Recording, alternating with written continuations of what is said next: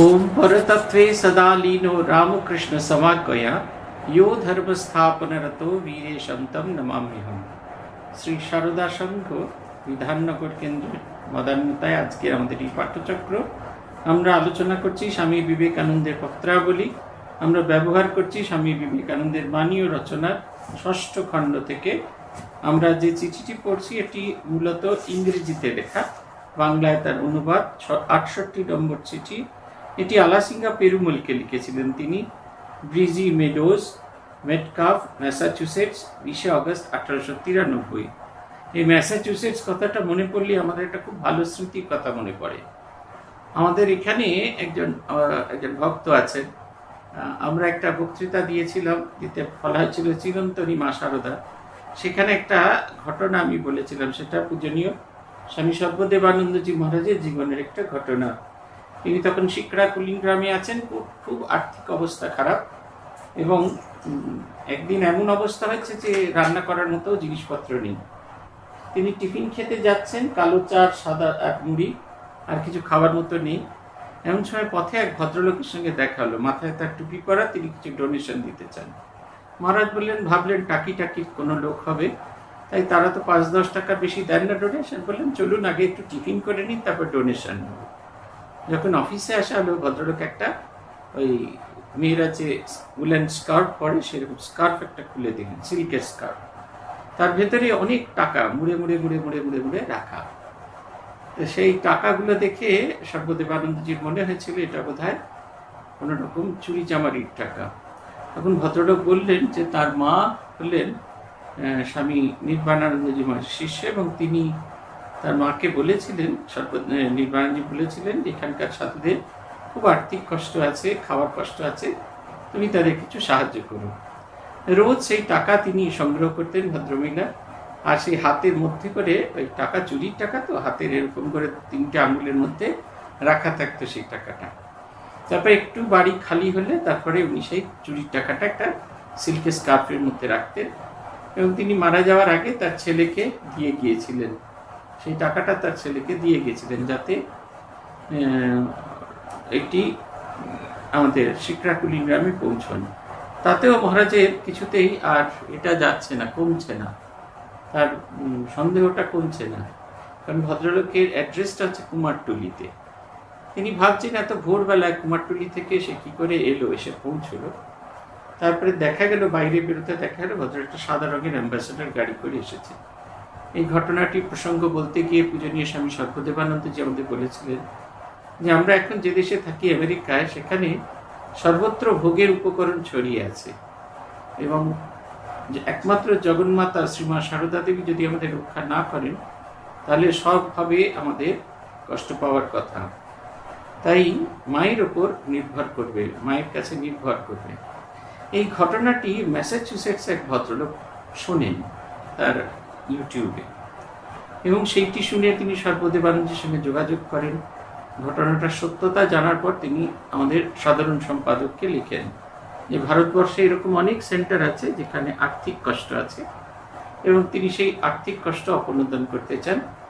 এবং 3টি সেন্টারের কথা জেনারেল সেক্রেটারি জানান, একটি মনসাদ্বীপ, একটি টাকি, এবং অপরটি হলো জামতারা। ভদ্রলোক এই সমস্ত ঘটনা জানিয়ে আমাদেরকে একটা চিঠি লেখেন এবং বলেন তিনি কিছু টাকা দিতে চান। সেই সময়টা আমরা তখন প্রবল আর্থিক কষ্টের মধ্যে ভুগছি। করোনার সময় সমস্ত রকমের আয়ের সব উৎস বন্ধ হয়ে গেছে। 40 জন লোক আমরা আছি, সাধু ব্রহ্মচারী কর্মী, খেতে দেব, কিভাবে চলবে সেটা ভাবতে ভাবতেই একেবারে মাথার চুল ছিঁড়ে ফেলার মতো অবস্থা হলো। এরকম অবস্থা। এমন সময় সেই ভদ্রলোকের দান চিঠি এলো, এবং তার কয়েকদিনের মধ্যেই প্রথম ইয়েতে প্রায় 96,000 টাকা এলো। সেটা আমাদের কাছে একটা খুব বড় ইয়ে। তারপর থেকে প্রত্যেক বছর তিনি আমাদের পাঠান, এখনো পাঠান, বছরও পাঠিয়েছেন। এই ম্যাসাচুসেটস কথাটা মনে হলেই এই স্বামীজির স্মৃতিপুত বলে বোধ হয় সেখানকার মানুষদের হৃদয় এই ভারতের মানুষদের জন্য এবং অন্যের জন্য এতটা তার থেকে রক্তমোক্ষণ পায়। যে চিঠিটা আমরা পড়ছি সেইখানে আমরা যেখানটা শেষ করেছিলাম সেখানটা থেকে আবার তার পুনরাবৃত্তি করি। হিন্দু ধর্ম তো শিখাইতেছে, জগতে যত প্রাণী আছে সকলেই তোমার আত্মার বহুরূপ মাত্র। সমাজের এই হীনাবস্থার কারণ কেবল এই তত্ত্বকে কার্যে পরিণত না করা, সহানুভূতির অভাব, হৃদয়ের অভাব। প্রভু তোমাদের নিকট বুদ্ধরূপে আসিয়া শিখাইলেন, তোমাদিগকে গরিবদের জন্য, দুঃখীর জন্য, পাপীর জন্য প্রাণ কাঁদাইতে, তাহাদের সহিত সহানুভূতি করিতে, কিন্তু তোমরা তাহার কথা কর্ণপাত করিলে না। তোমাদের পুরোহিতগণ ভগবান ভ্রান্ত মত প্রচার দ্বারা অসুর দিগকে মোহিত করিতে আসিয়াছিলেন, এই ভয়ানক গল্প বানাইলেন। সত্য বটে, কিন্তু অসুর আমরা, যারা বিশ্বাস করিয়াছিল তাহারা নহে। আর যেমন ইহুদিরা প্রভু যীশুকে অস্বীকার করিয়া সমগ্র জগতে গৃহশূন্য ভিক্ষুক হইয়া সকলের দ্বারা অত্যাচারিত বিতাড়িত হইয়া বেড়াইতেছে, সেইরূপ তোমরাও যে কোনো জাতি ইচ্ছা করিতেছে তাহাদেরই কৃতদাস হইতেছ। অত্যাচারীগণ, তোমরা জানো না যে অত্যাচার ও দাসত্ব এক জিনিসের এপিঠ আর ওপিঠ, দুই এক। ভারী সুন্দর কথা। এই যে আমাদের হিন্দু ধর্ম শেখাচ্ছেন আমাদেরকে, সবার ভেতরে এই জগতের যত প্রাণী আছে সকলেই তোমার আত্মার বহুরূপ মাত্র, সবাই আমার আত্মার প্রতিচ্ছবি। পরবর্তীকালে আমরা দেখব এই চিঠিতেই এই ভাবনাটাকে নিয়ে স্বামীজি একটি টার্ম ব্যবহার করেছেন, পরমার্থিক এবং ব্যবহারিক। ভাবটা হলো এই যে ভাবনা চিন্তাগুলি আছে, এগুলি কেবলমাত্র আমাদের ধর্ম পুস্তকেই থেকে যায়, আমাদের জীবনে কখনো এটার প্রয়োগ হয় না। এবং আমাদের জীবনে যেহেতু আমাদের প্রয়োগ হয় না, তাই আমাদের অন্তহীন কষ্ট। আমরা অন্যকে দাস বানাতে গিয়ে নিজেরাও অন্যের দাস হয়ে যাই। আমাদের নিজেদের অন্যের দাস হওয়ার মূল কারণ হচ্ছে আমাদের নিজের চরিত্রের দুর্বলতা। আমাকে নিজেকে বড় দেখানোর জন্য আমি অন্যকে ছোট দেখানোর চেষ্টা করি, ফলে আমাদের জীবনে যে একটা দৃঢ় ভাব থাকে সেটা সম্পূর্ণভাবে হারিয়ে যায়, এবং হারিয়ে যাওয়ার ফলে আমরা অন্যের দ্বারা অন্যরা আমাদের উপর প্রভুত্ব করবার সুযোগ পায়। স্বামীজি বলছেন, ইহুদিদের কথা বলছেন যারা যিশুকে অস্বীকার করেছিল, এবং তারপর থেকে তাদের সেই যে গৃহশূন্য এবং ভিক্ষুকের জীবন, এই জীবন আমাদেরও নিতে হবে। দিন আসছে, সময় এসে যাচ্ছে, এই ভিক্ষুকের জীবন আমাদেরও গ্রহণ করতে হবে। তার কারণ আমরা আমাদের নিজেদের লোকেদের, নিজের ধর্মমতকে, নিজের ধর্ম বিশ্বাসকে প্রাধান্য দিতে পারছি না। আমার ধর্ম যে কথাটি বলছেন, বহুরূপে সম্মুখে ছাড়ি কোথা খুঁজিছ ঈশ্বর, জীবে প্রেম করে যেই জন সেই জন সেবিছে ঈশ্বর। অন্যের প্রতি ভালোবাসা, অন্যের প্রতি স্নেহ, অন্যের ব্যথা অনুভব করা, এটি আমাদের দ্বারা কিছুতেই হচ্ছে না। এগুলো কেবলমাত্র শব্দ হয়েই, উপকরণ হয়েই থেকেছে। একজনের কথা আমি জানি, আমি অনেকবার বলেছি তার কথা, আমার কাছে একটা বলতে পারেন বিস্ময়কর একটি বেদনা। আমরা তখন স্কুলে পড়ি, তখন আমরা ওই কুপন কেটে কেটে মানুষদের জন্য যে নানা রকমের কাজ করে বেড়াতাম। একজনের কিডনি ট্রান্সপ্লান্ট হবে, তার জন্য টাকা তোলা হচ্ছে, বড়রা তুলছেন, আমরা যারা ছোটরা এই 9-10-এ পড়ি, আমাদেরকে 5 টাকার কুপন দেওয়া হয়েছে, ছোট্ট কাগজে 5 টাকার কুপন। সেই নিয়ে আমরা বিভিন্ন জায়গায় বিভিন্ন মানুষের কাছে অ্যাপ্রোচ করছি, আর ছোট ছেলে চাইছে সবাই 5 টাকা দেয়, আর আমরা একটা করে কুপন দিয়েই করে করে আমরা টাকা তুলছি। 25 টাকা দিলে তবে একটা চাঁদার বইয়ের রসিদ দেওয়া হবে। একজন রামকৃষ্ণ বিবেকানন্দের বিশিষ্ট গবেষক, এবং তিনি একাকী একটি হোস্টেল জীবন যাপন করতেন। তিনি আমাদের এই কথা শুনে বললেন, তোমরা অমুক দিন সন্ধ্যেবেলা আমার হোস্টেলে এসো, আমি তোমাকে অর্থাদি দেব। আমরা 2 বন্ধু মিলে সন্ধ্যেবেলা, সেদিন ভয়ঙ্কর বৃষ্টি, সেইখানে গিয়ে হাজির হলাম। হোস্টেলের বাইরেই দাঁড়িয়ে আছি, ভেতরে ঢুকতে পারছি না। আর দারোয়ান বলছে তিনি এখনো এসে পৌঁছন। বেশ অনেকক্ষণ দাঁড়িয়ে আছি, প্রায় ঘন্টাখানেক দাঁড়িয়ে আছি। পা টন করছে। এমন সময় ভদ্রলোক, একজন বোর্ডার, ভদ্রমহিলা বলাটা ঠিক না, একজন বোর্ডার ভেতরে ঢুকছেন। তিনি আমাকে জিজ্ঞেস করলেন কেন দাঁড়িয়ে আছে। আমি বললাম অমুকের জন্য দাঁড়িয়েছে। বলছেন হ্যাঁ, উনি তো আমার রুমমেট, উনি তো গত পরশু থেকে নিজের বাড়িতে আছেন। আমি যখন পরবর্তীকালে সাধু হয়ে যাবার পরেও এক মঞ্চে তার সঙ্গে অনুষ্ঠান করেছি, যখন তিনি মায়ের কথা বলেন, যখন তিনি স্বামীজির প্রেমের কথা বলেন, আমার খালি সেদিনের সন্ধ্যেটার গল্প মনে পড়ে। সেই ঝরঝর করছে বৃষ্টি, হাঁটু অবধি প্যান্ট কোটানো, আর আমরা 2 কচি ছেলে দাঁড়িয়ে আছি সেই বৃষ্টির মধ্যে। 1 ঘন্টা, কিছু টাকা তিনি দেবেন বলেছেন, অথচ তিনি জানেন আমরা আসবো, এবং জেনে বুঝে তিনি আমাদের বলেছেন অমুক তারিখে আমরা আসতে পারবো না। বালাজি ও জিজির স্মরণে থাকিতে পারে, একদিন সায়ংকালে পণ্ডিচেরিতে এক পণ্ডিতের সঙ্গে আমাদের সমুদ্র যাত্রা সম্বন্ধে তর্ক বিতর্ক হইতেছিল। তাহার সেই বিকট ভঙ্গি ও তাহার কদাপি না, কখনো না, এই কথা চিরকাল আমার স্মরণ থাকিবে। ইহাদের অজ্ঞতার গভীরতা দেখিয়া অবাক হইতে হয়। তাহারা জানে না যে ভারত জগতের এক অতি ক্ষুদ্র অংশ এবং সমুদয় জগৎ এই 30 কোটি লোককে অতি ঘৃণার চক্ষে দেখিয়া থাকে। তাহারা দেখে এরা কীটতুল্য ভারতের মনোরম ক্ষেত্র বিচরণ করিতেছে এবং উহার উপর অত্যাচার করিবার চেষ্টা করিতেছে।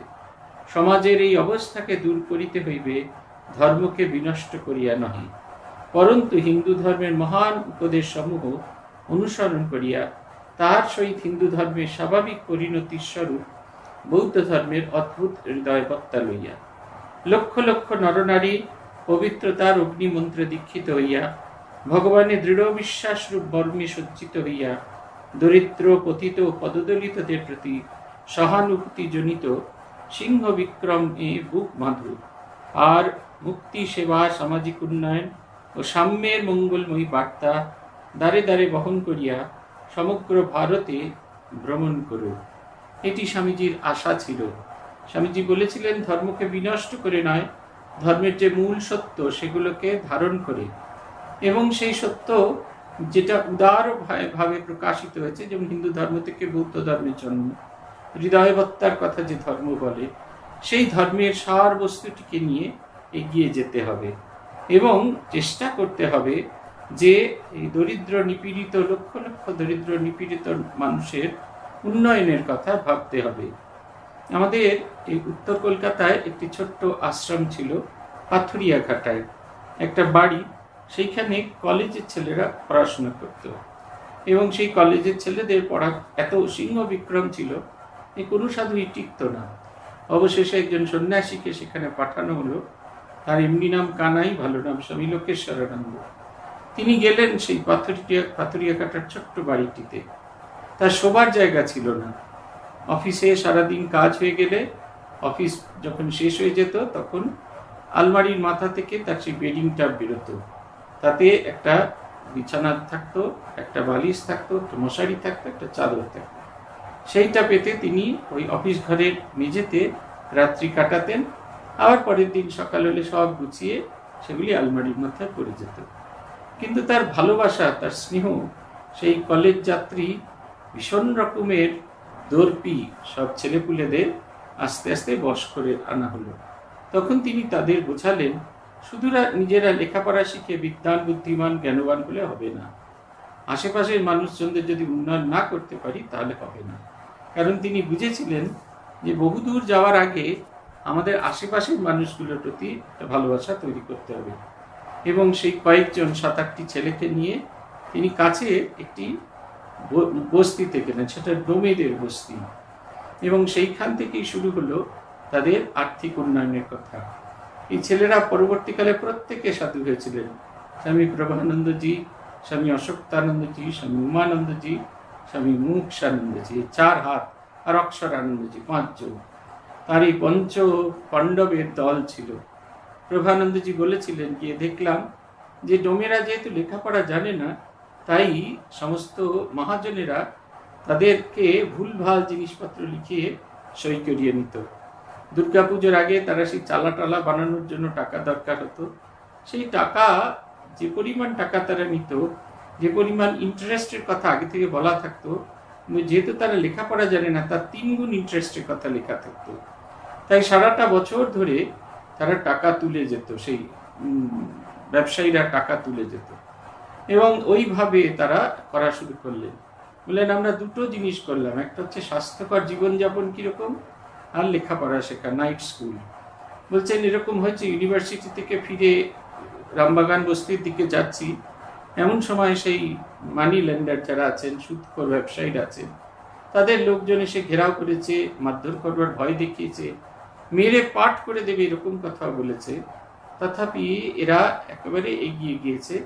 আপনারা যদি আজকে যান, পাথুরিয়াঘাটা বস্তিতে যান, গিয়ে চিনতে পারবেন না, বস্তির কোথাও নাম ও নিশান নেই। বিরাট বড় বাড়ি হয়েছে সেই জায়গায়। সেই বস্তিকে ভেঙে রামকৃষ্ণ মিশন বিরাট বড় বাড়ি তৈরি করে দিয়েছেন, সকলে থাকার জন্য পরিচ্ছন্ন জায়গা, জল, আলো, মুক্ত বাতাস, প্রত্যেকের জন্য আলাদা টয়লেট। 1986 সালে না 1989 সালে পরম পূজনীয় ভূতেশানন্দজি মহারাজ এটির উদ্বোধন করেছিলেন। এই সময় দুর্গাপূজার আগে যদি রামবাগান বস্তিতে ঢোকেন, কোনো জায়গায় গাড়ি নিয়ে ঢুকতে পারবেন না, সব জায়গায় বাঁশ দিয়ে সেই মা দুর্গার চালা তৈরি হচ্ছে। এক অদ্ভুত জিনিস, স্বামীজির যে কথা বলছেন না, একই সঙ্গে ধর্মকে বিনষ্ট করে নয়, সেখানকার ছেলেপুলেরা যাতে নিজেদের ধর্ম এবং নিজেদের অবতার পুরুষদের জানতে পারেন, তাই প্রভানন্দজি এদের লেখাপড়া শেখার পরে একটি গ্রন্থ রচনা করলেন, ভারতের ধর্মগুরু। আপনারা দেখবেন যদি গ্রন্থটি ভালো করে দেখেন, যুক্তাক্ষর বিহীন, যাতে তাদের পড়তে সহজ হয়, নিজের ধর্ম নেতাদের সম্পর্কে জানানো এবং ধর্মে সেই ধর্ম নেতাদের, এই ধর্মের উন্নয়নে তাদের সেই নেতা, তাদের কি কি ভূমিকা আছে সেটা সম্পর্কে সম্যক জানানোর জন্য সহজ ভাষায় লেখা এই গ্রন্থ। স্বামীজি বলছেন যে আমাদের বুক বাঁধতে হবে, আমাদের সকলকে একত্রিত হতে হবে, পরাভূত হব ঠিকই, কিন্তু আমাদের বেরিয়ে পড়তে হবে। বলছে হিন্দু ধর্মের ন্যায় আর কোনো ধর্মই এত উচ্চতানে মানবতার মহিমা প্রচার করে নাই। আবার হিন্দু ধর্ম যেমন পৈশাচিকভাবে গরিব ও পতিতের গলায় পা দেয়, জগতে আর কোনো ধর্ম এরূপ করে না। ভগবান আমাকে দেখাইয়াছেন ইহাতে ধর্মের কোনো দোষ নাই, তবে হিন্দু ধর্মের অন্তর্গত আত্মাভিমানী কতগুলি ভণ্ড পরমার্থিক ও ব্যবহারিক নামক মত, যারা সর্বপ্রকার অত্যাচারের আসরিক যন্ত্র ক্রমাগত আবিষ্কার করিতেছে। এখানে পরমার্থিক এবং ব্যবহারিক এ সম্পর্কে স্বামীজির পাদটিকা দেওয়া হয়েছে। যখন লোককে বলা যায় তোমাদের শাস্ত্রে আছে সকলের ভিতর এক আত্মা আছেন, সুতরাং সকলের প্রতি সমদর্শী হওয়া এবং কাহাকেও ঘৃণা না করা শাস্ত্রের আদেশ, লোকে তখন এইভাবে কার্যে পরিণত করিবার বিন্দুমাত্র চেষ্টা না করিয়া উত্তর দেয়, পরমার্থিক দৃষ্টিতে সব সমান বটে, কিন্তু ব্যবহারিক দৃষ্টিতে সব পৃথক। এই ভেদ দৃষ্টি দূর করবার চেষ্টা না করাতেই আমাদের পরস্পরের মধ্যে এত দেশ হিংসা রহিয়াছে। এই যে আমরা পড়াশোনা করি বটে, আমরা বিশ্বাস করি বটে, কিন্তু আমরা ভাবি বটে, কিন্তু সেটাকে বিশ্বাস করি না। এটা হচ্ছে আমাদের সবচেয়ে বড় সমস্যা। আমরা কিছুতেই বিশ্বাস করতে পারি না, যেটা পড়ি সেটাকে বিশ্বাস করতে পারি না। হিন্দু ধর্মে যতখানি উদারতার কথা বলা হচ্ছে, ঠিক ততখানি অত্যাচারও আমরা দেখেছি। ভীষণ রকম ভয়ঙ্কর রকমের অত্যাচার গ্রাম দেশে এখনো আছে বহু জায়গায়। ইদানিং ধর্মটা রাজনীতির বিভাজনে হচ্ছে, কিন্তু অত্যাচার সর্বত্র, ভীষণ রকমের সর্বত্র। এখানে ধর্মের কোনো ভূমিকা নেই। আমরা দুটো জিনিসকে একেবারেই গুলিয়ে ফেলি। আমরা বলি ধর্ম মানে রিলিজিয়ান, হিন্দু, বৌদ্ধ, খ্রিস্টান, এটা ধর্ম নয়। আমাদের সকলের একটাই ধর্ম, সেটা হচ্ছে মানবতা ধর্ম, মানব ধর্ম। কিন্তু এই যে তাহলে এই হিন্দু, বৌদ্ধ, খ্রিস্টান, এটা সেই মানব ধর্ম যে পন্থা অনুযায়ী আমি সেটাকে মেনে চলি, রিলিজিয়াস বিলিফ। এই রিলিজিয়ান কথাটা না লিখে এই রিলিজিয়াস বিলিফ এই কথাটা লিখলে সেটা অনেক সহজ হতো, যে আমি হিন্দু মতে এই মানবাত্মার ধর্মের কথা বলছি, আমি খ্রিস্টান মতে, আমি মুসলিম মতে আমরা করি। আপনারা যদি সব ধর্মমত পড়েন তাহলে দেখবেন আমাদের প্রত্যেকটি ধর্মমত আমাদের এই একই কথা বলছেন। যে কথা বলছেন সেটা আমরা গোঁড়ারা কখনো কখনো নিজেদের মতটিকে প্রতিষ্ঠা করবার জন্য অন্যদের ছোট করে দেখি। ঠাকুর বলছেন না মায়ের কাছে, আগের দিন আমরা পড়ছিলাম, এ মা সবাই বলছে তার ঘড়ি ঠিক চলছে, ওই কারুর ঘড়ি তো ঠিক চলছে না। আমরা সবাই মনে করি আমার ধর্মমত, আমার বিশ্বাস এটাই শ্রেষ্ঠ, এবং এটা শ্রেষ্ঠ না হলে কখনো হয় না। এই কাল পরশুতেই এক ভদ্রলোক আমাকে জিজ্ঞেস করছিলেন, এই যে আমরা যে মন্ত্রটা পেয়েছি পরম্পরাটা কি, এটা তিনি জানতে চাইছেন, আমাকে কাছে জানতে চেয়েছিলেন। আমি বললাম কি জানতে চাইছেন আপনি না আর অন্য কেউ? বলছেন আমাদের বাড়িতে কেউ ব্রাহ্মণ এসেছিলেন। আমি জিজ্ঞাসা করলাম আপনি যদি তাকে জানানো, এ তো গোপন জিনিস, আপনি যদি তাকে জানান তার কি লাভ হবে? বলছেন না, তিনি তাঁর লাভের কথা বলছেন না, বলছেন আমার লাভ, আমার জেনে রাখা দরকার যে আমি কোথা থেকে কি সব ধর্মমত পেয়েছি। আসল কি জানেন তো, আমরা যে পথটা পাই সেই পথটার প্রতি আমাদের বিশ্বাস থাকে না। আমাদের হিন্দু ধর্ম এত কিছু উদারতার কথা বলে, অথচ আমরা পড়ি কিন্তু আমরা জীবনে সেটা প্রয়োগ করি না, বিশ্বাস করি না বলে আমরা জীবনে প্রয়োগ করি না। আমরা যখন শপিং মলে যাই তখন ফিক্সড রেট লেখা থাকে, সেইখানে আর একটিও কথা না বলে নিঃশব্দে সেগুলো কার্টে পুরে সেই পরিমাণ দাম দিয়ে কোনো যদি ডিডাকশন দেয় আর চোখে সেই ডিডাকশনটা দিতে থাকি, তারপর একটা হাসি হাসি মুখ করে বেরিয়ে পড়ি।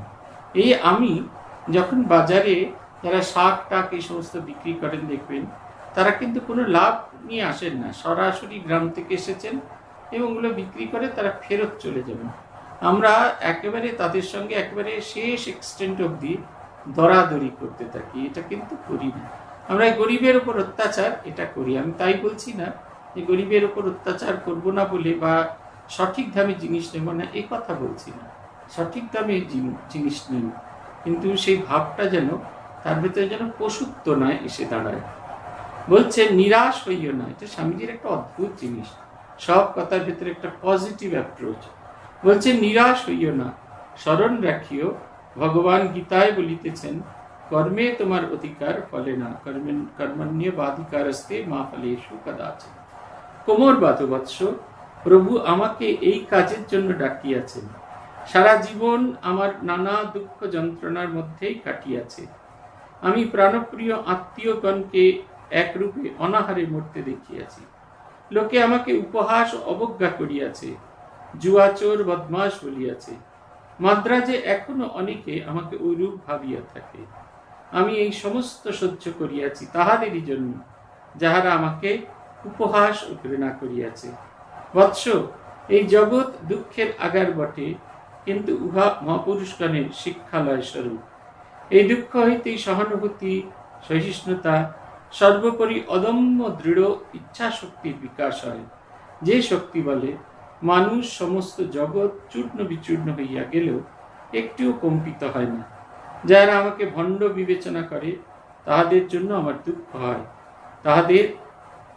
তাহাদের কিছু দোষ নাই, তাহারা শিশু, অতি শিশু, যদিও সমাজে তাহারা মহাগণ্যমান্য বলিয়া বিবেচিত। তাহাদের চক্ষু নিজেদের ক্ষুদ্র দৃষ্টির সীমার বাইরে আর কিছু দেখতে পারে না। তাহাদের নিয়মিত কার্য, আহার পান, অর্থ উপার্জন ও বংশবৃদ্ধি যেন গণিতের নিয়মে অতি সুশৃঙ্খলভাবে পরপর সম্পাদিত হইয়া চলিতেছে। ইহার অতিরিক্ত আর কিছু তাহারা জানে না। বেশ সুখী তাহারা, তাহাদের ঘুমের ব্যাঘাত কিছুতেই হয় না। শত শত শতাব্দীর পাশব অত্যাচারের ফলে সমুত্থিত শোক, তাপ, দৈন্য ও পাপের যে কাতর ধ্বনিতে ভারতাকাশ সমাকুল হইয়াছে, তাহাতেও তাহাদের জীবন সম্বন্ধে দিবা স্বপ্নের ব্যাঘাত হয় না। স্বামীজি আশীর্বাদ করছেন, স্বামীজি বলছেন নিরাশ না হওয়ার জন্য। যে কোনো কাজের জন্য নিরাশ হওয়ার কোনো দরকার নেই। আত্মস্থানজি আমাদের একটা কথা বলতেন, আমরা যখন কোনো কাজ করতে গিয়ে আমরা ক্লান্ত হয়ে পড়তাম, অথবা ভালো কাজ করার পরে খুব সমালোচনা যুক্ত, আমরা এই কথাটি আত্মস্থানজিকে একবার বলেছিলাম। উনি বলেছিলেন, আমার কাজ হচ্ছে কাজ করে যাওয়া, আর ভগবানের কাজ হচ্ছে ফল দেওয়া। এখন তুই যদি তোর নিজের কাজটা ছেড়ে দিয়ে ভগবানের কাজটা করতে আরম্ভ করিস, তাহলে তোর না নিজের কাজটা করা হবে, না ভগবানের কাজটাও ঠিকঠাক মতো করতে পারবি। স্বামীজি কি সুন্দর কথা ছিল, বলছেন যে এই ভাবটা নিয়ে কাজ করতে হবে যে জগতের সকলের কাজ করা হয়ে গেছে, শুধু আমার অংশটা বাকি আছে। উদাহরণ দিচ্ছেন চেইনের মতো, এই নদী থেকে এই স্টিমার যে বা জাহাজ যে থেমেছে, তার থেকে যে নোঙরের যে চেইনটা যেটা ঘাটে বাঁধা আছে, সেই চেইনের মতো ছোট্ট ছোট্ট অংশ পাপ। বলছেন শুধুমাত্র একটা পাপ বাকি আছে, সেটা করতে পারলেই জাহাজের সঙ্গে আর এই যে ডাঙার একটা সংযোগ সেতু স্থাপিত হবে। আমার কাজটা বাকি আছে, শুধু আমি আমার করতে বাকি আছে, বাকি সবাই সবার কাজ করে ফেলেছে, শুধু আমারটা করা হয়নি। এই ভাবনা চিন্তা করতে হবে। সেদিনকে একটি সংস্থায় দেখছিলাম, ভাব প্রচার পরিষদের সদ্য আশ্রম হয়েছে, ভারী ভালো কাজ করে, অল্প বয়সী ছেলে। তাদের মধ্যে কয়েকজন খুব ইমোশনাল, ভীষণ ইমোশনাল।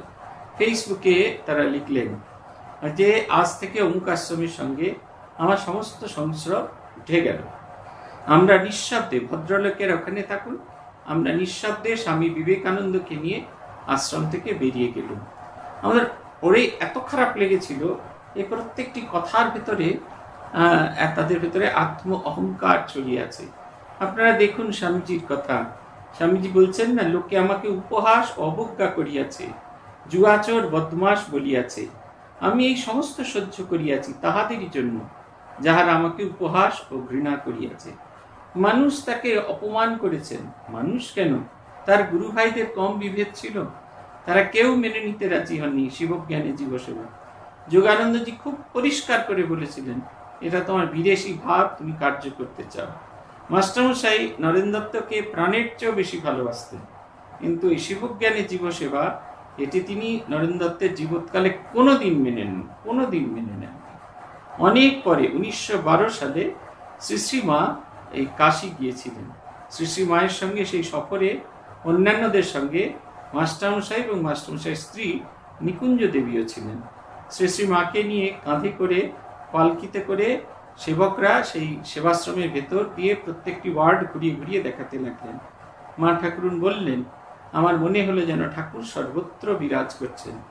আশীর্বাদ স্বরূপ একটি 10 টাকার নোট উপহার দিলেন। এই খবর যখন অদ্বৈত আশ্রমে গিয়ে পৌঁছলো, তখন সেখানে স্বামী ব্রহ্মানন্দজি এবং শারদানন্দজি উপস্থিত আছেন এবং মাস্টারমশাইও আছেন। ব্রহ্মানন্দজি বলছেন যে মা এরকম কথা বলেছেন, আপনার কি মত? তখন সবাই হাঁ করে দেখার চেষ্টা করছেন তিনি কি বলেন। মাস্টারমশাই বললেন, স্বয়ং জগন্মাতার যখন এই মত, তখন আমার অন্য ভিন্ন মত হতে পারে না। প্রত্যেকেই, অথচ স্বামীজি কাউকে ছেড়ে যাননি। তিনি চাইলে কি তার মতো আরেকটা রামকৃষ্ণ মিশন তৈরি করতে পারতেন না? খুবই পারতেন, কিন্তু কেন যাননি? কারণ এই সকলকে, সমস্ত মতকে, এই বিশ্বাসটিকে নিয়ে সকলের কল্যাণের জন্য তিনি এসেছেন। তিনি যদি কোন পথে চলবেন এই বিষয়ে তার যদি সংশয় হতে থাকবে, তাহলে আর কাজ কিচ্ছু হবে না। আপনারা যখন কাজ করতে যান, আপনারা নিজেরাও দেখেছেন, আপনাদের ছোট সংসার থেকে বাইরের কাজের জগতে তাই, যে কোনো ভালো কাজ করতে যান সবার আগে আপনি ভীষণ রকমের বাধা পাবেন। আমি তো পদে পদে শুনে থাকি, আমার সাধুদের কাছে শুনে থাকি, বড়দের কাছে শুনে থাকি, বাইরের বন্ধুদের কাছেও শুনে থাকি, এটা প্রায় অসম্ভব, এরকম ভাবে এই জিনিস হতেই পারে না। অথচ কিন্তু ধৈর্য ধরে থাকলে, স্বামীজিকে ধরে থাকলে সব কাজ করা সম্ভব। এইটা হচ্ছে কথা। আমাদের মনে আছে রাজীব গান্ধী যখন দেশের প্রধানমন্ত্রী হলেন 1984 সালে, 1985 সালে তার মন্ত্রিসভার বৈঠকে একটি ভারী সুন্দর সিদ্ধান্ত হয়েছিল। গ্রামে যে মায়েরা খেতে কাজ করেন, সেই সমস্ত খেতে কাজ করা মায়েরা বেশিরভাগ সময় তাদের সন্তানদের ক্ষেতের পাশেই একটা জায়গায় রেখে দিতেন। পোকামাকড়ে কামড়াতো, সাপে এসে কামড়াতো, অবহেলায় তারা থাকতেন। এই অবহেলা থেকে ছোট শিশুদের বেড়ে ওঠার জন্য উদ্যোগ নেওয়ার জন্য ক্রেশ সিস্টেম আমাদের দেশে চালু করেন রাজীব গান্ধী। বিভিন্ন এনজিওদের বলেন তারা যেন সেই ক্রেশ চালান, এবং এগুলি মূলত গ্রামে গঞ্জে হবে, শহরে নয়, গ্রামে গঞ্জে হবে। এবং এইটি বেশ সুন্দর চলছিল। পরবর্তীকালে তার পরিবারেরই একজন সন্তান, তার পরিবারের একজন সদস্য শ্রীমতী মানেকা গান্ধী 2014 সালে এই women and child welfare department তৈরি করবার মন্ত্রী হয়ে আসার পরে তার প্রথম সিদ্ধান্ত হলো এটিকে বন্ধ করে দেওয়া হোক এবং আরও ভালো করে চালানোর তিনি যে গাইডলাইন দিলেন, তাই দিয়ে গ্রামের লোকেরা কখনো কিছু করে উঠতে পারবেন না। আমরা এটির অপনোদনের জন্য নরেন্দ্রপুর রামকৃষ্ণ মিশনের 40টি চালাতেন, 40টি ক্রেশ চালাতেন, এবং প্রত্যেকটি ক্রেশে 2 জন করে কর্মী ছিলেন। এটা বন্ধ হয়ে গেলে 80 জন কর্মী কর্মহীন হয়ে যাবে। তাই দিল্লিতে গিয়েছিলাম। তিনি যে ডিপার্টমেন্টের সেক্রেটারি, তিনি একজন খ্রিস্টান। তিনি আমাকে বলছেন যে এই যারা পরামর্শ দিচ্ছেন মন্ত্রীকে, তাদের জ্ঞান হচ্ছে, সেই সব IAS অফিসারদের জ্ঞান হচ্ছে এই বাইরের বারান্দার অবধি, তার বাইরে তাদের কোনো জ্ঞান নেই। তারা ওইটুকুই বোঝে, তারা কাগজ কলম বোঝে। বলছেন তারা কিছুতেই বুঝতে পারে না বিডিও সাহেব তার ব্যস্ত শিডিউলের মধ্যে এই গ্রামের প্রত্যন্ত প্রান্তরে পেরেন্টস টিচার্স মিটিং হবে, সেখানে কেমন করে তারা উপস্থিত থাকবেন। কিন্তু এই সবগুলি তারা তৈরি করেছিলেন। স্বামীজি বলছেন না, তাহাদের নিয়মিত কার্য আহার পান, অর্থ উপার্জন ও বংশবৃদ্ধি যেন গণিতের নিয়মে অতি সুশৃঙ্খলভাবে পরপর সম্পাদিত হইতে থাকে। ইহার অতিরিক্ত কিছু তাহারা জানে না, বেশ সুখী তাহারা। এর বাইরে একটি যে জগৎ আছে, এই জগৎটাকে তারা স্বীকার শুধু করে না, আর এই বাইরের এই জগৎটাকে নিয়ে তারা বাঁচতেও চায় না। তারা সবসময় চায় যে যে জগৎটার মধ্যে আছি, যে আনন্দময় জগতের মধ্যে আছি, এই আনন্দময় জগতের মধ্যেই আমার বোধহয় কাল কেটে যাবে, এইখানেই আমি থাকবো। স্বামীজি দুঃখ করছেন আর বলছেন যে শত শত শতাব্দীর পাশব অত্যাচারের ফলে সমর্থিত শোক, তাপ, দৈন্য, পাপের যে কাতর ধ্বনি ভারত আকাশে সমাকুল হইয়াছে, তাহাতেও তাহাদের জীবনের সম্বন্ধে দিবা স্বপ্নের ব্যাঘাত ঘটে না। মানুষ, শিক্ষিত মানুষ বুঝে গেছিলেন আমরা তো ভালো আছি, জগতে যে কেউ খারাপ থাকুক না কেন আমরা তো ভালো আছি। আর এই শিক্ষিত সমাজের আরো একটা ভয়ঙ্কর সমস্যা, সেটা হচ্ছে তাদের যে জ্ঞান, তাদের যে জানা, তার বাইরে আর জগতে অন্যরকম কিছু হতে পারেন সেটা তারা বিশ্বাসই করেন না। সেই শত শত যুগব্যাপী মানসিক, নৈতিক ও দৈহিক অত্যাচারের কথা, যাতে ভগবানের প্রতিমা স্বরূপ মানুষকে ভারবাহী গর্ধবে এবং ভগবতীর প্রতিমারূপ নারীকে সন্তান ধারণ করিবার দাসী স্বরূপ করিয়া ফেলিয়াছে এবং জীবন বিষময় করিয়া তুলিয়াছে, এ কথা তাহাদের স্বপ্নেও মনে উদিত হয় না।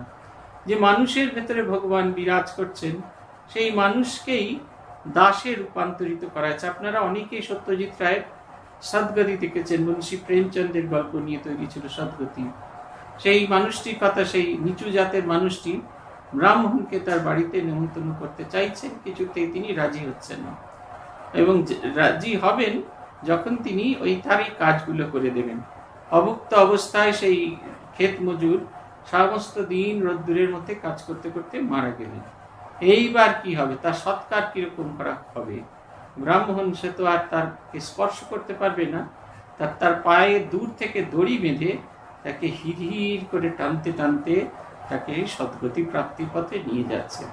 এই ছবি আমরা দেখেছি ভারতের সত্যজিৎ রায়ের সিনেমায় দেখেছি, মুন্সী প্রেমচন্দ্রের গল্পতে আছে। এটা কিন্তু গল্প নয়, এগুলো জীবনের ঘটনা, ভীষণ রকমের জীবনের ঘটনা। একবার একটা গল্প বেরিয়েছিল আমাদের দেশ পত্রিকার পূজা সংখ্যায়, দুলেন্দ্র ভৌমিকের লেখা ব্রাত্য জনকথা। ব্রাত্য জনকথার এই অদ্ভুত একটা গল্প, সেখানে মূলত কলকাতাতে বার বনিতাদের নিয়ে লেখা। একজন মানুষ, তিনি পোস্টাল, তিনি পিয়ন, তিনি ওইখানে ওই বিটে তার ডিউটি পড়েছে এবং তার চোখ দিয়ে ওই জগৎটাকে দেখা, লাল কালো হলুদ সবুজ নানা রকমের। অনেক পরে আমরা যখন সেই সময় কলকাতায় এইডস এবং ড্রাগ, এই দুটো জিনিস ভীষণভাবে প্রভাবিত হয়েছিল। খ্রিস্টান মিশনারি চার্চ থেকে বিভিন্ন জায়গায় স্কুলের ছেলেপুলেদের অ্যাওয়ারনেস প্রোগ্রাম করানোর জন্য নিয়ে যেতেন। এইসব অঞ্চলগুলো, এইসব বাড়িগুলো, এইসব মানুষগুলোকে দেখার আমার সৌভাগ্য হয়েছিল, এবং যখনই দেখতাম তখনই আমার সেই গল্পটার কথা মনে পড়তো। কি অদ্ভুত রকমের অবস্থা! কিন্তু অন্যান্য অনেকে আছেন যাহারা দেখিতেছেন, প্রাণে প্রাণে বুঝিতেছেন, হৃদয়ে রক্তময় অশ্রু বিসর্জন করিতেছেন, যাহারা মনে করেন ইহার প্রতিকার আছে, আর প্রাণ পর্যন্ত পণ করিয়া যাহারা ইহার প্রতিকারে প্রস্তুত আছেন। ইহাদিগকে লইয়াই স্বর্গরাজ্য বিরচিত। এই সমস্ত মানুষ যারা অন্যের দুঃখের কথা ভাবেন, অন্যের বেদনার কথা ভাবেন, অন্যের দুঃখকে আপন দুঃখ জ্ঞান করে এগিয়ে চলেন, এরকম ঘরের খেয়ে বোনের মোস্তারানো বহু মানুষকে খুঁজে পাওয়া যাবে। লোকশিক্ষা পরিষদে কাজ করার সুবাদে এই কলকাতা, এই ভারত পশ্চিমবঙ্গের 8টা জেলায় 244টি গ্রামের মধ্যে গিয়ে এইরকম নানা মানুষকে খুঁজে পেয়েছি, যে মানুষ ঘরের খেয়ে বোনের মোস্তারাতো। আমরা যারা খুব একটা যাকে বলে একটা সফিস্টিকেটেড লাইফ লিড করছি, আমরা কল্পনাও করতে পারি না কি ভয়ানকভাবে, কিভাবে এই সমস্ত লোকেরা অন্যের সেবায় কাজ করে চলেছেন। বাঁকুড়ার কাছে একটি জায়গায় আমরা যেতাম, সেখানে একটি ক্লাব ছিল। এই অ্যাশ, এই যে থার্মাল পাওয়ারের যে অ্যাশ, সেই চতুর্দিকে অ্যাশ আর একদিকে শ্মশান, তার মাঝখানে স্টেট ব্যাংক দয়া করে 2টি কামরা করে দিয়েছে। সেইখানে 3টি অল্প বয়সী ছেলে ওই গ্রামের মেয়েদের জন্য নানা রকমের ট্রেনিং দিচ্ছে। সেখানে যাওয়ার জন্য গাড়িটা খানিকটা জায়গায় গিয়ে থেমে গেল, তারপরে বাকি রাস্তা আমরা হাঁটতে হাঁটতে, আমি তো মোটা মানুষ, হাঁটতে হাঁটতে আমার দম বেরিয়ে গেছে। সেইখানে গিয়ে দেখলাম এই ছেলেগুলো করছে, গ্রামের মানুষজনদের করছে। গত বছর আমাদের কাছে 2টি ছেলে এসেছিল, যেখানে আমরা কাজ করি এখন, কুলতলি থানা অব্দি পাকা রাস্তা, যেখানে অব্দি আমাদের গাড়ি যায়। তারপরে আমরা জিনিসপত্র নিয়ে টোটোতে করে যাই। শেষকালে নদী বাঁধের মধ্যে দিয়ে গ্রামে ঢুকতে হয়, এক পাশে নদী আর এক পাশে দিয়ে আমরা যাই। এই জিনিসগুলোকে 4 জন মিলে 4টে কর্নার ধরে এই হেঁটে সেইখান দিয়ে বেরিয়ে যাই। সেইখানে অল্প বয়সী কয়েকটি ছেলে আছে, যারা অল্প টাকায় বা কাউকে কাউকে বিনে পয়সায় ইংরেজি বিদ্যালয়ের শিক্ষা দিচ্ছে, যাতে এই ছেলেগুলো একটু বড় হয়ে নিমপিট রামকৃষ্ণ মিশনে ভর্তি হতে পারে, লেখাপড়ায় যাতে ভালো হতে পারে। সারা গ্রামে যারা আছেন, যারা স্কুলের পরিচালন মণ্ডলী আছেন, যাদের নিয়ে বয়স্ক, তারা বেশিরভাগই টিপছাপ দেন। এই খালি টিপছাপ দেওয়ার লোক। হুগলিতে একটা জায়গায় দেখেছি, জামাইবাটি বলে জায়গা, একটা স্কুল আছে, জামাইবাটি বিদ্যালয়। সেইখানে একজন মাস্টারমশাই এসেছিলেন। জামাইবাটি অঞ্চলটা আলু চাষের জন্য খুব বিখ্যাত, আর বিঘের পর বিঘে আলু চাষ হচ্ছে। আর যারা চাষ করেন, যারা স্কুলটি বানিয়েছিলেন, তারা মনে করেছিলেন তাদের জীবনে লেখাপড়া হয়নি বটে, কিন্তু তার পরবর্তী প্রজন্ম মানুষের লেখাপড়া হওয়া দরকার। এইখানে একজন মাস্টারমশাই এসেছিলেন, যিনি এই সমীর বাবু, তিনি এসে এই পুরো জায়গাটাকে বদল করে দিয়েছে। আমাদের সঙ্গে ক্লাস করছেন 2 জন, তারা আমার সঙ্গে গিয়েছিলেন সেই স্কুলটাতে। আমি যখন সেই স্কুলটাতে প্রথম যাই 2007 সালে, তখন যে অবস্থা, আর এই গত বছর 2023-এ গিয়ে দেখলাম সম্পূর্ণ পরিবর্তন হয়ে গেছে। একটা মানুষ উদ্যোগ নিয়ে গ্রামবাসীদের একত্রিত করে গ্রামের কল্যাণের জন্য, গ্রামের ছেলেপুলেদের স্কুলের জন্য নানা রকমের কাজ করে একটা উচ্চ মাধ্যমিক বিদ্যালয় দাঁড় করিয়ে দিয়েছেন। তার কিন্তু কিচ্ছু নেই, তিনি ওই স্কুলের হেডমাস্টার, তিনি সব না করলেও পারেন। শুধু তাই না, আমরা যেমন নানা জায়গায় শুনি, আমরা নিজেরাও দেখেছি যে মাস্টারমশাইরা পড়াতে চান না। সেইখানে গিয়ে দেখলাম মাস্টারমশাইরা কি অভিনিবেশ সহকারে ছেলেপুলেদের শুধু এমনি পড়াচ্ছেন না, তারা এই নানা ধরনের ভ্যালু এডুকেশন সেগুলোও পড়াচ্ছেন। শুধু তাই না, এই যে অনুষ্ঠানগুলো হচ্ছে, ছাত্রদের একেবারে দেবতা জ্ঞানে বসিয়ে খাওয়াচ্ছেন। মানুষ এরকম আছে, এমন নয় যে এরকম মানুষ শেষ হয়ে গেছে, তা না, এরকম মানুষ আছে। স্বামীজি বলছেন, ইহাতে লইয়া স্বর্গরাজ্য বিরচিত। আমাদের সমীর বাবু আর কয়েকদিন, বোধহয় বছর 3-এর ভেতরে রিটায়ার করে যাবেন। তিনি ওই গ্রামেতেই থেকে গেছেন, অন্য জায়গায় তার বাড়ি ছিল, স্কুলে পড়াতে এসে সেই গ্রামেতেই থেকে গেছেন। সেইখানেই জমি কিনেছেন, সেইখানেই বাড়ি করেছেন, সেইখানে সেই গ্রামের মানুষদের সঙ্গে আছেন। সারা হুগলি জেলার ওই অঞ্চলে সবাই তাকে এক ডাকে চেনে, সবার সব বিপদে তিনি আছেন। কত বয়স হয়ে গেছে, কিন্তু তিনি সেই বাইক চালিয়ে এক জায়গা থেকে আরেক জায়গায় চলেছেন। ইহা কি স্বাভাবিক নয় যে উচ্চ স্তরে অবস্থিত এই সকল মহাপুরুষের এই বিষ উৎকীর্ণকারী দৃশ্যে কীটগণের প্রলাপ বাক্য শুনিবার মোটেই অবকাশ নাই? এটা হচ্ছে কথা। যখনই আপনি ভালো কাজ করবেন, কিছু মানুষ থাকবেন যারা শব্দ দিয়ে বিষ উৎকীর্ণ করবেন।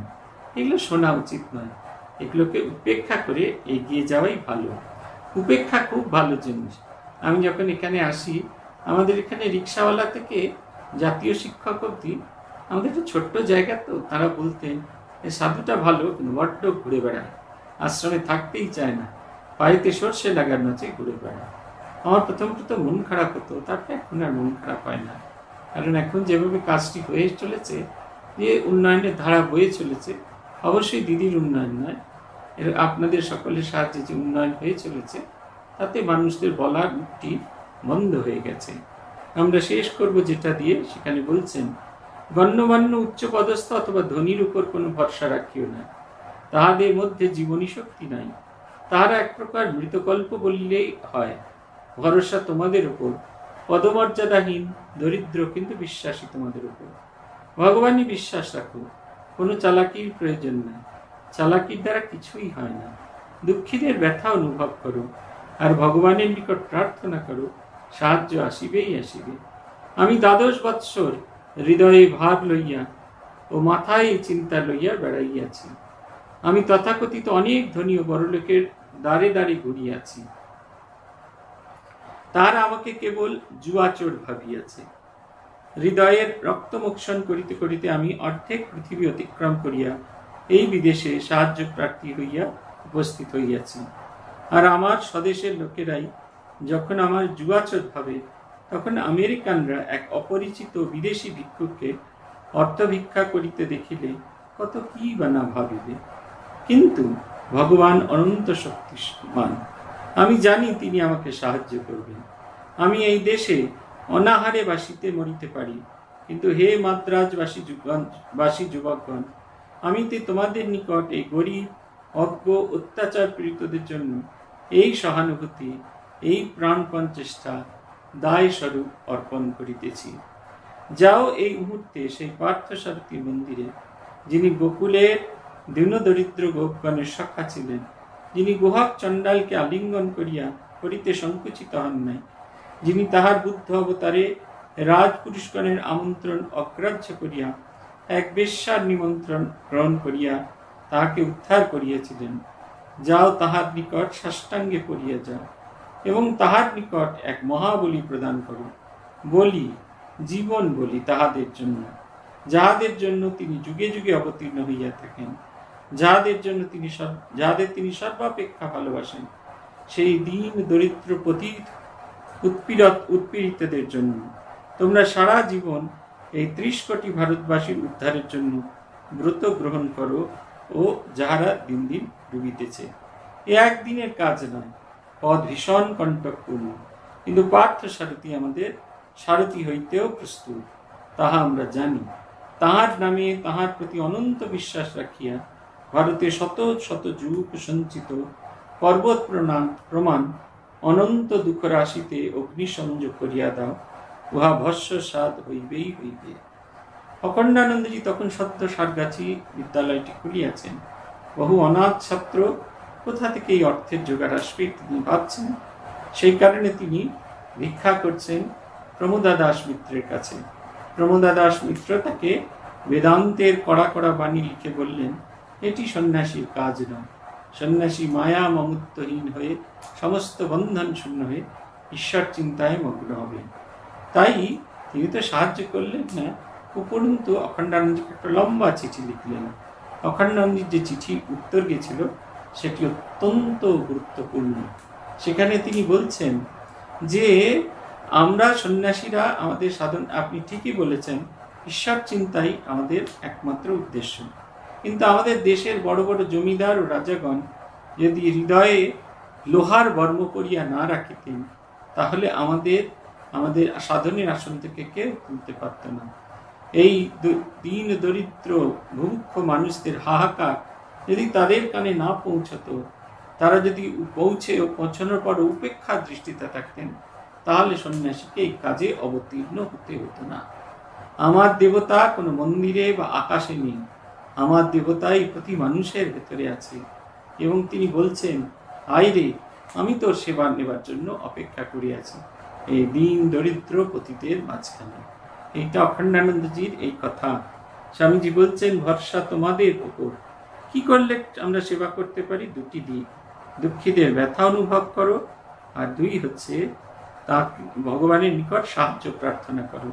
অন্যের ব্যথা অনুভব করে তার ব্যথা অপনোদন করার চেষ্টা করো, এবং এই কাজে ঐশ্বরিক ক্ষমতা, ঐশ্বরিক শক্তি প্রার্থনা করো, যাতে এই কাজটি দিতে পারো। এর জন্য দরকার কি? গোটা জীবনটা বলি দেবার কথা, গোটা জীবনটা তার পাদপদ্মে উৎসর্গ করার কথা।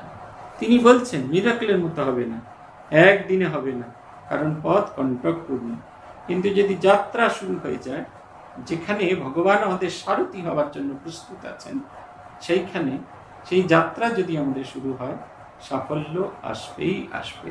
আজ এই পর্যন্ত। শ্রী ভগবানের কৃপা হলে এর পরবর্তী অংশটি আমরা আমাদের পরবর্তী অধিবেশনে আলোচনা করব। ওম প্রণতানাম প্রসীদত্বম দেবী বিশ্বার্তিহারিণী ত্রৈলোক্যবাসিনামিতে লোকানাম বরদা ভব। ওম শান্তি, ওম শান্তি, ওম শান্তি। हरि ओम तत्सत्। श्री रामकृष्णार्पणमस्तु।